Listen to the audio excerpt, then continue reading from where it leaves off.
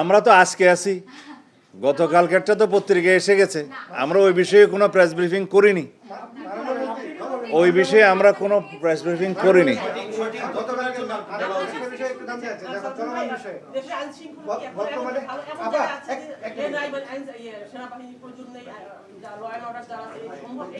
আমরা ওই বিষয়ে কালকে কোনো প্রেস ব্রিফিং করিনি।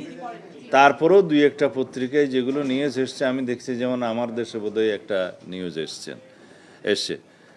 আমাদের একটা সরকারি পর্যায়ে নীতিগত সিদ্ধান্ত হয়েছে যে আমরা অনির্দিষ্টকালের জন্য সেনাবাহিনীকে মাঠে আইনশৃঙ্খলা পরিস্থিতি নিয়ন্ত্রণের কাজে রাখতে পারবো না।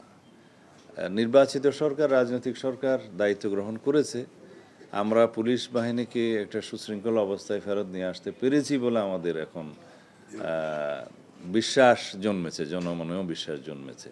তো সেই অবস্থায় আমরা পর্যায়ক্রমে মাঠ থেকে সেনাবাহিনীকে প্রত্যাহার করার জন্য উদ্যোগ নিচ্ছি, এই কথা সত্য। তবে সেটা আমরা কিভাবে করব সেটা পুলিশ এবং সেনাবাহিনী এবং অন্যান্য সংস্থাগুলো বসে তারা পর্যায়ক্রমে সে ব্যবস্থাটা নেবে। অভিযান পরিচালনা হচ্ছে প্রতিনিয়ত এবং প্রত্যেক দিন কিছু না কিছু দাগী আসামি, মাদক সংক্রান্ত, সন্ত্রাসবাদী বা জুয়া এবং অস্ত্রধারী এগুলো অ্যারেস্ট হচ্ছে। তা এখন সে বিষয়ে আমাদের ওই সংক্ষিপ্ত আদালতের মাধ্যমে কিছু সাজাও নিশ্চিত করা হচ্ছে আর কি। একটা ট্রায়াল হয় সংক্ষিপ্তভাবে।